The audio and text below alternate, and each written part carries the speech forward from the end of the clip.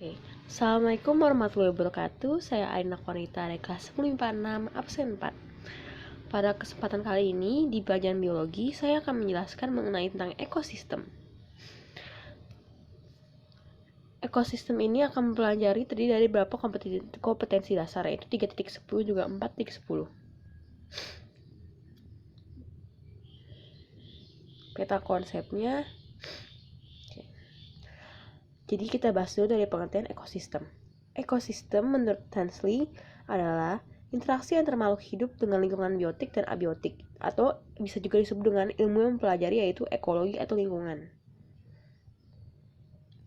Komponen ekosistem itu dibagi menjadi dua, yaitu abiotik atau tak hidup yang terdiri dari air, tanah, udara atau oksigen, kelembapan dan suhu, cahaya matahari, topografi, dan juga iklim. Dan juga biotik atau organisme yang hidup berupa produsen, konsumen, detritivor, dan juga dekomposer. Komponen ekosistem. Abiotik. Air.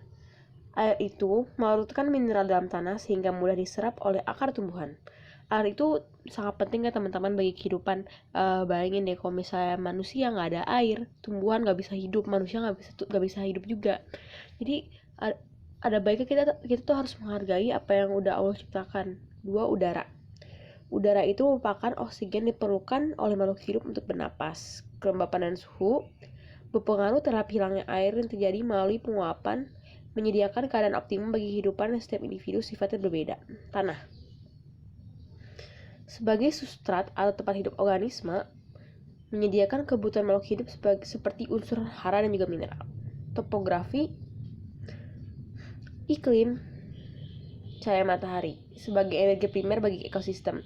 Nah, dari minggu-minggu ini tuh benar-benar cahaya matahari dimanfaatkan banget buat manusia untuk berjemur. Kenapa? Karena dengan ada isu corona, virus dianggap mati terkena oleh sinar matahari. Maka teman-teman harus cepet-cepet jemur ya, jangan malas-malas jemur. Komponen ekosistem. Biotik. Produsen, semua organisme yang dapat membuat makanan sendiri atau autotrof, fotoautotrof, kemoautotrof, dan masih banyak lagi.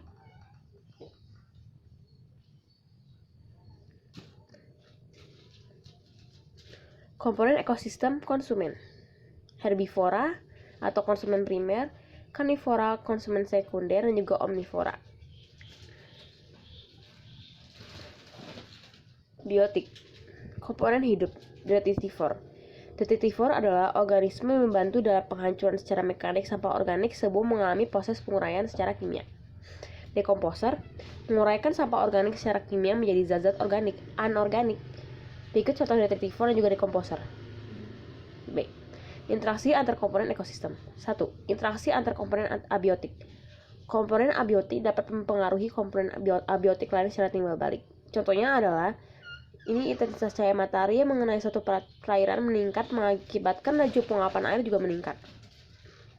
Interaksi antar komponen ekosistem. 2. Interaksi antar komponen abiotik dengan biotik. Contohnya adalah tanaman mengambil zat hara dari tanah, namun juga mengembalikan lagi dalam bentuk ranting, dedaunan, dan juga sisa tumbuhan telah lapuk untuk mengalami penguraian. Berikut ada beberapa interaksi antar komponen ekosistem, yaitu berupa interaksi antar komponen abiotik. Maksud saya abiotik.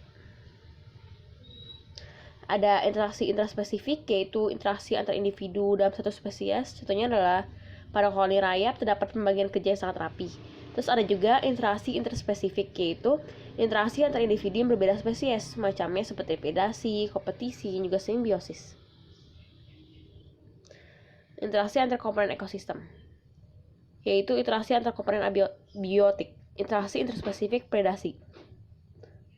Kompetisi. Berikut adalah contoh dari predasi dan juga kompetisi. Lalu juga ada interaksi antar komponen ekosistem lainnya, yaitu berupa interaksi antar komponen biotik, interaksi interspesifik, simbiosis, mutualisme, yaitu seperti bisa dilihat lebah dan juga bunga, komensalisme, parasitisme, dan juga netral. C. Aliran energi. Berikut ada beberapa aliran energi dari matahari, yaitu sebagai sumber energi utama kehidupan, tanaman bertindak sebagai produsen, manusia dan hewan, hingga ke saproba atau pengurai. Aliran energi.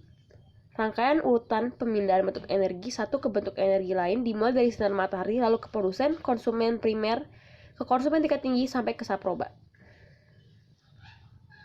C. Aliran energi satu, rantai makanan. Hubungan makanan dan makan antar makhluk hidup di dalam lingkungannya berdasarkan urutan tertentu. Ada rantai perumput dan juga rantai makanan detritus.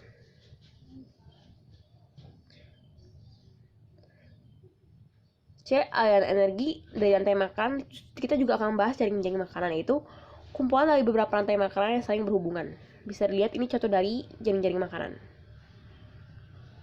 Dari anjing hutan ke kelinci, lalu kelinci ke burung elang atau burung hantu, dan selanjutnya. Aliran energi berupa tingkat trofik, tersusun dari seluruh organisme pada rantai makanan yang bernomor sama dengan tingkat makan memakan. Dari trofi 1, 2, 3, 4, hingga 5. Yang trofi 5 ini merupakan konsumen puncak atau konsumen yang paling tinggi. C. Aliran energi 3. Piramida ekologi, piramida jumlah, piramida biomasa, juga piramida energi. Berikut contohnya.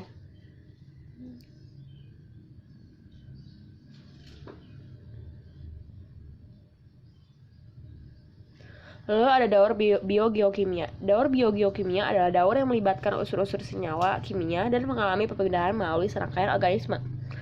Baik itu daur air, nitrogen, karbon, fosfor, dan juga sulfur. Daur biogeokimia, daur air.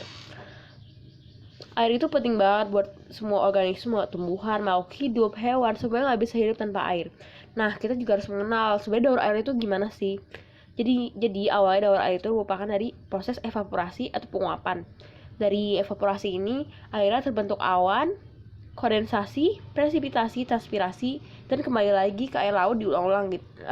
Daur ini akan selalu berulang-ulang. Daur nitrogen. Berikut contoh dari daur nitrogen. Daur nitrogen juga dibagi menjadi 3, yaitu fiksasi, asimilasi, dan juga amonifikasi. Daur biogeokimia, daur nitrogen, daur karbon. Berikut contoh daur karbon.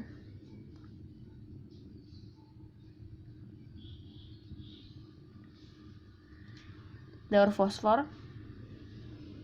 Contoh daur fosfor.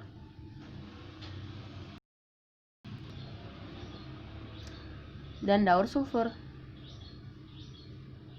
Contoh daur sulfur.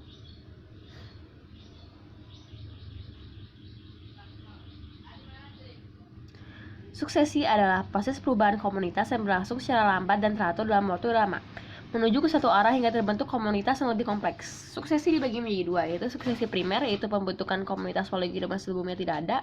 Berikut contoh suksesi primer. Tunas kelapa, biji-bijian terbawa arus dapat tumbuh di pantai Krakatau. Lalu ada suksesi sekunder, yaitu merupakan perubahan yang terjadi karena terganggunya habitat. Suksesi sekunder terjadi karena setelah kebakaran hutan. Ini sumber dari penjelasan saya kali ini. Sekian penjelasan biologi tentang ekosistem saya, Arina Konita. Terima kasih. Apabila ada kesalahan, mohon maaf. Tetap semangat dan sehat semuanya walaupun kita harus bekerja dan juga sekolah di rumah. Semoga semua kalian cepat pulih. Wassalamualaikum warahmatullahi wabarakatuh.